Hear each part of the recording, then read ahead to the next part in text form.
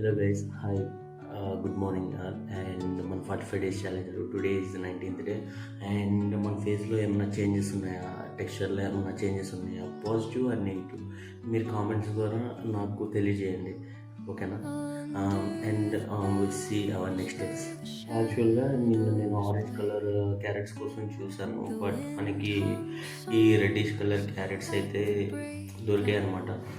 And beetroot also okay, కొంచెం big size beetroot అనేది దొరికింది. సో మనం దీన్ని టూ హాఫ్స్ కింద కట్ చేసుకొని ఒక హాఫ్ టుడే అండ్ ఒక హాఫ్ టుమారో యూస్ చేసుకుందాం, ఓకేనా.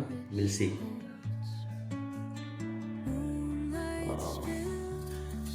గైస్, మీకు ఈరోజు ఒక స్టోరీ మీతో పంచుకుందాం అనుకుంటున్నాను.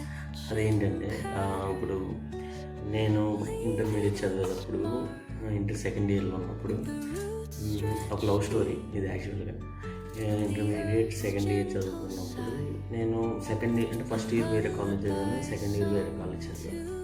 సెకండ్ ఇయర్లో ఉన్నప్పుడు ఏమైందంటే, మనం నార్మల్గా అంటే అంత తెలియదు అనమాట, మనకి అంతేమీ తెలియదు. అంటే లవ్ గివ్ ఇలాంటివన్నీ తెలియదు. ఎప్పుడు ఏంటంటే ఫ్రెండ్స్ ఎంజాయ్ చేసామా, లేకపోతే సినిమాకి వెళ్ళామా, లేకపోతే రెస్టారెంట్కి వెళ్ళామా, బిర్యానీ తిన్నామా, ఇదే ఫోన్స్ కూడా అంతా మనకి తెలియదు. కాబట్టి ఏం చేసేవాళ్ళం అంటే, అప్పుడు కాలేజ్కి వెళ్ళేవాళ్ళం, కాలేజ్కి వెళ్ళి డుమ్మా కుట్టేవాళ్ళం. అంటే ఆఫ్టర్నూన్ వరకు కాలేజ్లో ఉండేవాళ్ళం, ఆఫ్టర్నూన్ తర్వాత డుమ్మా కుట్టేవాళ్ళం, అలా జరిగేది. అయితే మనకి ఇంటర్లో కూడా లవ్ స్టోరీ అనేది ఉంది, బట్ ఏంటంటే అది వన్ సైడ్ లవ్ స్టోరీ అయిపోయింది. అది ఓన్లీ నేను లవ్ చేయడం వరకే అయిపోయింది, అటు నుంచి ఎటువంటి రెస్పాన్స్ లేదు.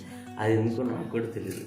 కాకపోతే ఏంటంటే, నేనైతే ప్రపోజ్ చేయలే. యాక్చువల్గా మనసులోనే దాచుకున్నాను. నేను మనసులోనే దాచుకొని అలాగా ఇంటర్ సెకండ్ ఇయర్ అంతా కంప్లీట్ చేశాను.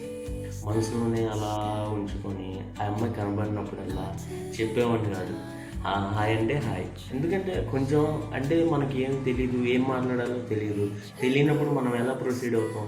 సో అందుకే ఎలా ప్రొసీడ్ అవ్వాలో తెలియక అలా ఉండిపోయేవాడిని. అలాగే ఇంటర్ సెకండ్ ఇయర్ అయిపోయింది, డిగ్రీలోకి కూడా వచ్చేసాం. డిగ్రీలో ఆ అమ్మాయికి మ్యారేజ్ అయిపోయింది. అంటే తెలిసింది, డిగ్రీ ఫస్ట్ ఇయర్లో ఉన్నప్పుడు ఆ అమ్మాయి మ్యారేజ్ అయిపోయిందని తెలిసింది. సో ఏం చేయగలం, ఏం చేయలేం. డిగ్రీ ఫస్ట్ ఇయర్లో ఇప్పుడు కూడా ఉన్నాయి మనకి, లేకుండా అయితే ఏం లేవు, ఉన్నాయి. అవి మిగతావి రేపు మాట్లాడుకున్నాం. అండ్ బీట్రూట్ వాష్ చేసుకున్నాం. యాక్చువల్గా ఏమవుతుందంటే, డే బై డే లేట్ అయిపోతుంది. మనం రోజు రెగ్యులర్గా చేసే యాక్చువల్గా ఈ ప్రాసెస్ అనేది మనకి రోజు లేట్ అయిపోతుంది అన్నమాట. అంటే ఒకవైపు షిప్ లాగిన్ అవ్వాలి, షిప్ లాగిన్ అయ్యి అక్కడ ఫ్రీ టైం చూసుకొని ఆ ఫ్రీ టైంలో ఇక్కడ నేను ఈ వీడియో అనేది చేస్తున్నాను. సో అంటే మళ్ళీ అక్కడ షిప్లో కూడా మళ్ళీ మనకి ఏమైనా ఇన్సిడెంట్స్ వచ్చినా కూడా మనం రియాక్ట్ అవ్వాలి. వెంటనే రియాక్ట్ అవ్వకపోతే మా మేనేజర్ నుంచి కాల్ వస్తుంది. సో మా మేనేజర్కి ఏం ఆన్సర్ చెప్తాం, ఏదో ఒకటి సొల్లు చెప్పడం మనకు అలవాటే కదా, ఆ సొల్లే చెప్తాం.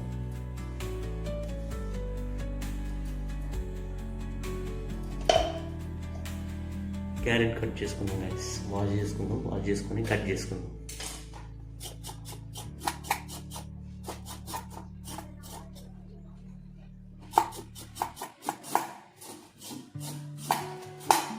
ఇవి యాక్చువల్గా రోడ్ సైడ్ కాబట్టి మనం వాష్ చేసుకొని కట్ చేసుకుంటే బెటర్.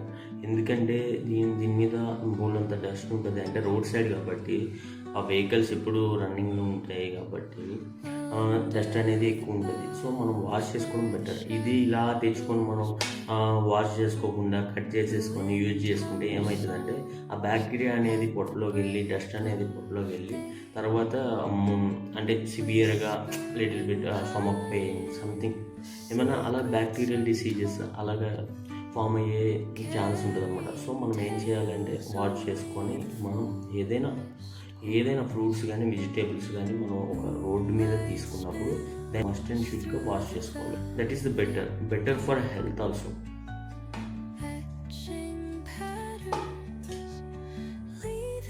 వాష్ చేసుకోవాలి.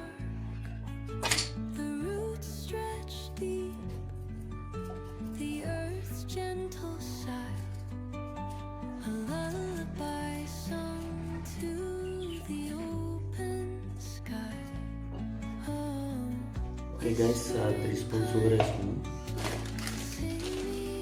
యాక్చువల్గా 3 స్పూన్స్ షుగర్ ఉండకపోవచ్చు, కొంచెం ఉంది.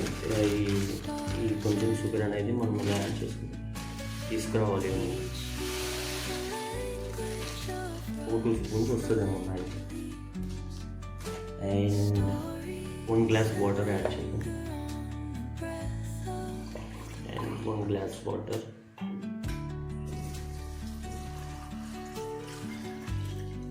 అండ్ గ్రైండ్ చేసుకున్నాం గైస్.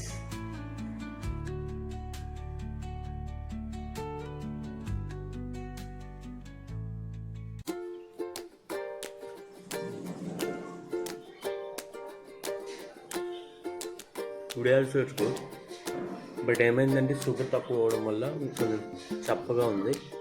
పర్వాలేదు, అడ్జస్ట్ అయిపోతుంది 2 days. And will meet tomorrow. Thank you guys, bye.